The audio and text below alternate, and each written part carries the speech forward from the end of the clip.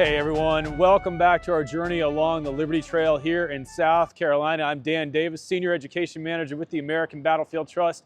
Andy Poulton is behind the camera, and we are traveling throughout South Carolina exploring the Liberty Trail. What is the Liberty Trail, you ask? The Liberty Trail is a joint effort that the American Battlefield Trust has undertaken over the course of the last several years with our partners here in South Carolina to preserve and interpret key sites related to the American Revolution from 1779 to 1781. Many believe that the American Revolution was in fact won in the southern colonies, the Carolinas, and obviously in Virginia. And I'm standing outside a great place to start your very own journey on the Liberty Trail, the Revolutionary War Museum here at Camden. It was opened in 2021. The monument to Major General Johann Kalb was dedicated in 2022. We're going to be talking a lot about the Kalb as we explore Camden. We're going to be in the town for just a little bit, mainly because the town is very, very important. We're going to talk a little bit about why, and we have to talk about the town first before we actually get to talk to the battlefield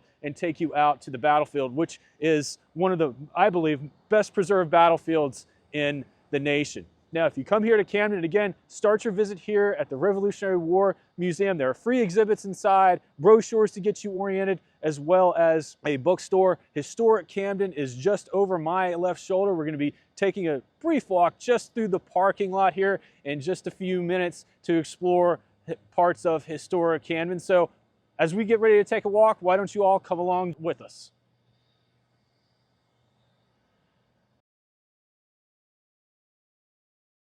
All right, folks, we've made our way from the Revolutionary War Visitor Center just across the parking lot to Historic Camden. Historic Camden is another place you should come and visit. There are a number of reconstructed buildings that were moved here later on, but it's prominent because we are actually standing within the town of Camden, the Revolutionary colonial town of Camden itself. Now, we talked a little bit earlier about why Camden is important. It's important because one of the main British outposts that is established in South Carolina after the British captured Charleston is right here. And it's here because of the Great Wagon Road. The Great Wagon Road connected Philadelphia with the Georgia frontier. So Camden is situated along one of the main roads that runs through the North American colonies. And it's because of this road that the armies are going to come here.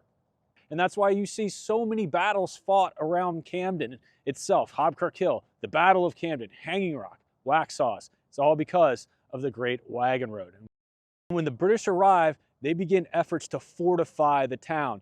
They construct a series of redoubts, 6 redoubts to be exact, and they also fortify the local jail, which we'll visit that site in just a little bit as well. So Camden is a heavily defended complex.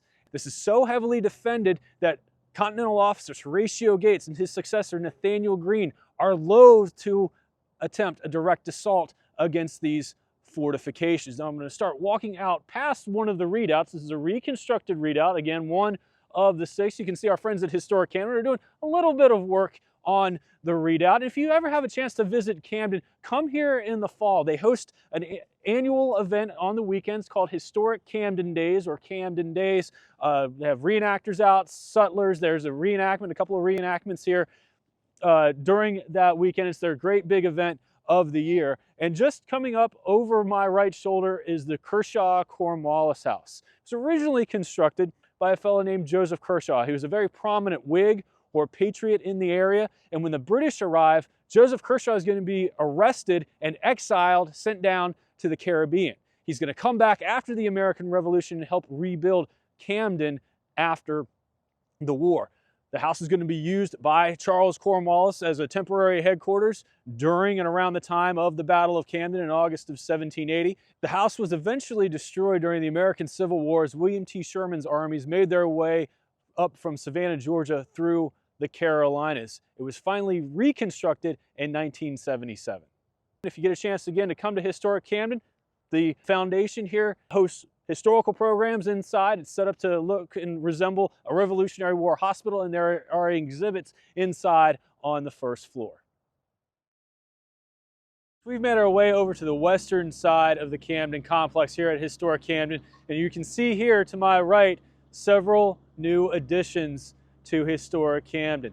These are the remains of 12 soldiers from the Continental Army who were killed in the Battle of Camden, August 16th, 1780. They were recently, within the last couple of years, found, disinterred, and brought back here to their final resting place just several miles south of where they fell during the battle. Be sure to check out our Camden video where our friend Rick Wise from the South Carolina Battleground Preservation Trust gives a very powerful story about these 12 soldiers. Now I'm going to ask Andy to turn around and we're going to walk outside of the old Presbyterian burial ground and go right across the street. We're going to talk about an individual we were talking about earlier, Johann de Kalb. I'm going to get through the very narrow gate here. Thank you, Andy.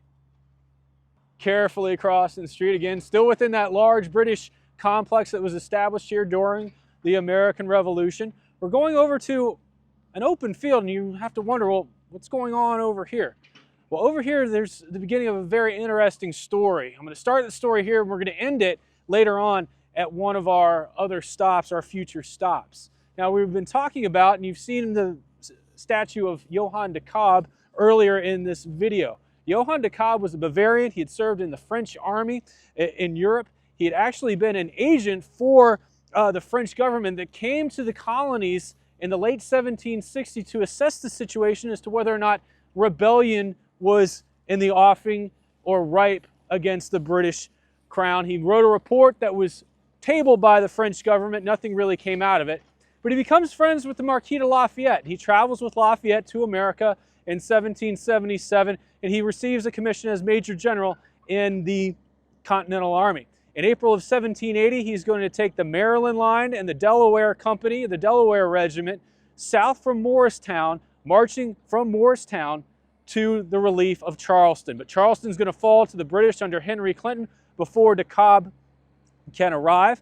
During the Battle of Camden on August 16, 1780, de Kalb is holding the right flank of the Continental position when the left flank collapses. And as his commander, Horatio Gates, flees the field, de Kalb, the Marylanders, the Delawares, some North Carolinians under Hal Dixon are left to fend off the rest of the British Army. Through the course of the fighting, very brutal, close-in, hand-to-hand fighting, de Kalb is going to be wounded a total of 11 times. He's going to be left on the field, captured by the British, and he's going to be brought here to Camden, and it is here where he is going to pass away 3 days after the battle. He's going to be interred somewhere in this field behind me with several other British officers who had died. He's given the full honors of war by Cornwallis and the British Army. And in 1791, in May, the spring of that year, when George Washington conducts his southern tour, Washington himself is going to come here to Camden and pay his respects to the fallen de Kalb.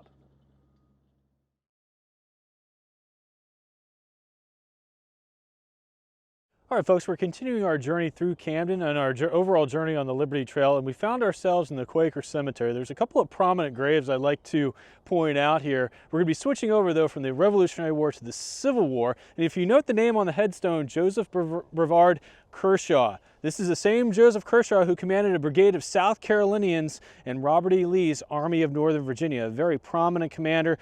Kershaw and his South Carolinians took part in nearly every major battle in Virginia under Robert E. Lee. But there's also another grave over here in the cemetery just behind Kershaw that I'd like to point out. We're going to start walking. I'm going to ask Andy to watch his step because, again, this is an old cemetery. You don't want anybody tripping and falling. But this is a grave that is of an individual who is directly tied to the Battle of Fredericksburg, December 13th, 1862. And some of you may recognize the name on this headstone, Richard Kirkland. Kirkland was a member, in fact, of Joseph Kershaw's brigade that helped defend the stone wall, the famous stone wall below Marie's Heights during the Battle of Fredericksburg in December of 1862. Now, it was Kirkland who purportedly, after the battle, as Union soldiers lay dead and dying on the plain in front of the stone wall, went out, collected canteens from his comrades, went over the stone wall, and you can see very appropriately a canteen here at his grave, and he offered water and care to the Union dead and dying. Sadly enough, Kirkland himself would die at the Battle of Chickamauga later on in September of 1863. He is known today to us as the Angel of Marie's Heights for his action. If you ever have an opportunity to visit the Fredericksburg battlefield, there is a wonderful monument to Kirkland giving aid to a Union soldier at the base of Marie's Heights.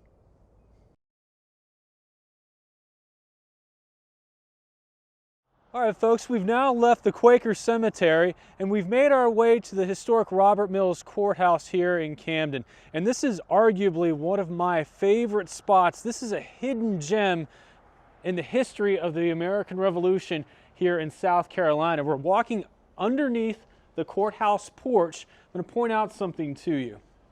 We've been talking a lot about Johann de Kalb, the Continental general who was mortally wounded at the Battle of Camden, August 16th, 1780.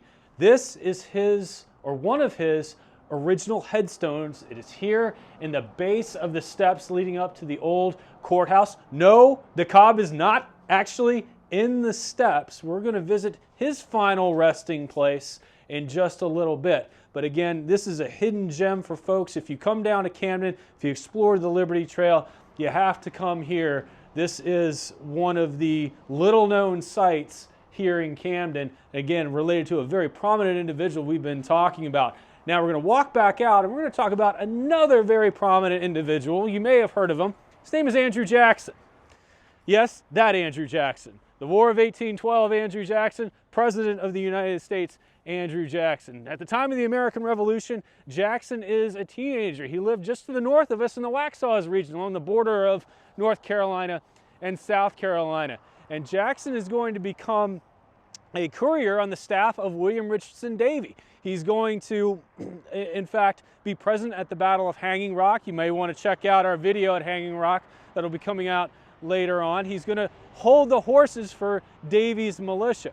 But through the course of the American Revolution, Jackson is going to be captured and he's going to be brought here to Camden and to this jail, which was located just across the street behind me. Again, this is the fortified jail we talked about earlier that the British established once they arrived in Camden after the fall of Charleston. It's during Jackson's captivity that he's going to be ordered by a British officer to shine his boots. Jackson refuses. The British officer, in a fit of anger, leaps up, draws his sword, and strikes Jackson across his face and his arm, inflicting a scar that Old Hickory will wear for the remainder of his life.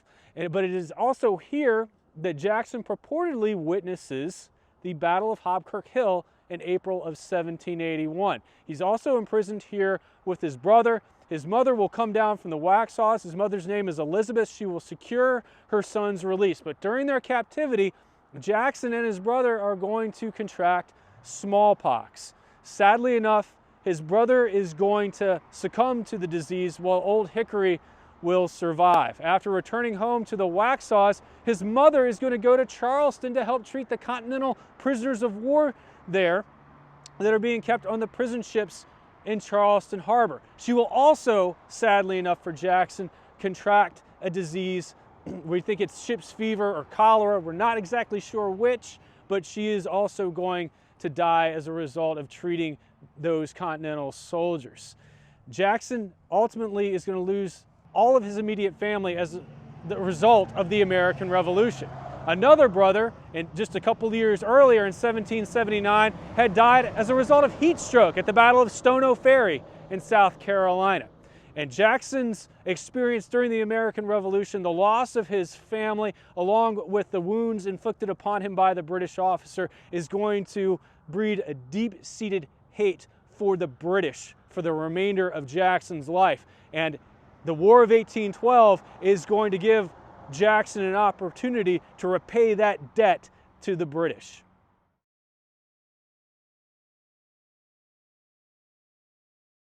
All right, folks, we've reached our last stop here in historic Camden. We've shown you his original resting place. We've shown you his original or possibly one of his first headstones. And now we're finally at Baron de Kalb, Johann de Kalb's final resting place in front of the Presbyterian Church here in Camden.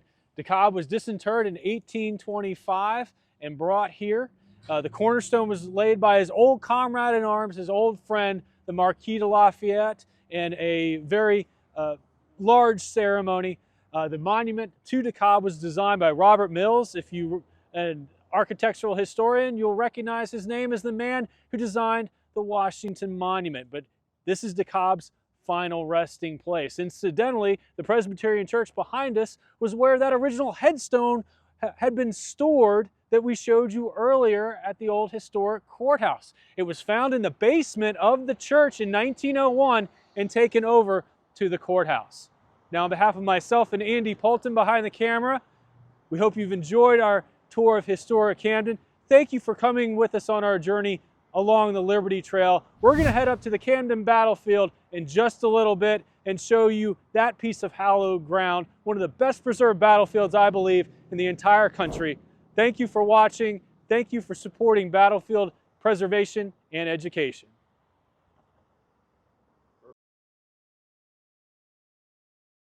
Hello, this is Trace Atkins. Get inspired at battlefields.org.